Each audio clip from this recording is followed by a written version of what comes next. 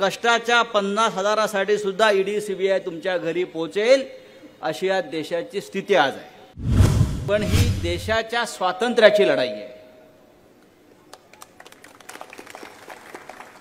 1947 जे स्वातंत्र्य आपल्याला मिळालं, या देशाला मिळालं, त्या स्वातंत्र्याच्या लढ्यामध्ये या नाशिकचंही फार मोठं योगदान आहे। आणि गेल्या 10 वर्षापासून या देशामध्ये स्वातंत्र्य, लोकशाही हे अशा प्रकारे धोक्यात आलेलं आहे की नरेंद्र मोदी नावाचा भस्मासूर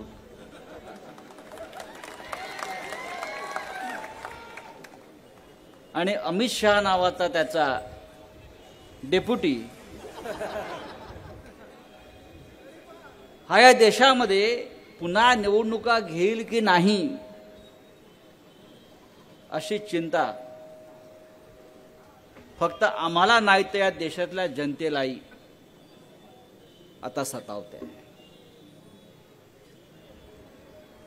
पण मी नरेंद्र मोदींना या व्यासपीठावरून सांगू इच्छितो, मी त्यांच्या तोंडावरही सांगितलेलं आहे, हा देश खूप महान आहे, हा देश तुमच्या बापाचा नाही। या देशाच्या उभारणीसाठी या देशातल्या सामान्य माणसानंच बलिदान केलेलं आहे, त्याग केलेला आहे, संघर्ष केलेला आहे, तुरुंगवास भोगलेला आहे।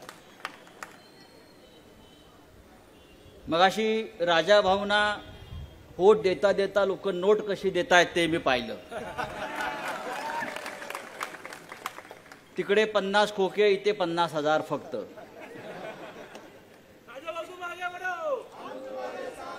पण हे 50,000 फार पवित्र आहेत। कामगारांच्या कष्टाचे पैसे, शेतकऱ्यांच्या कष्टाचे पैसे एका उमेदवाराला देत आहेत आणि 50 खोकेवाले समोर आहेत बघा।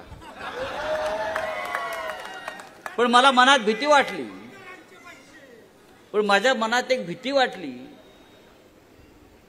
हे 50,000 घेताना तुम्हाला ईडीवाल्यांनी जर पाहिलं, मोदीने पाहिलं, तर या फक्त कष्टाच्या 50,000साठी सुद्धा ईडी सीबीआय तुमच्या घरी पोहोचेल अशी या देशाची स्थिती आज आहे।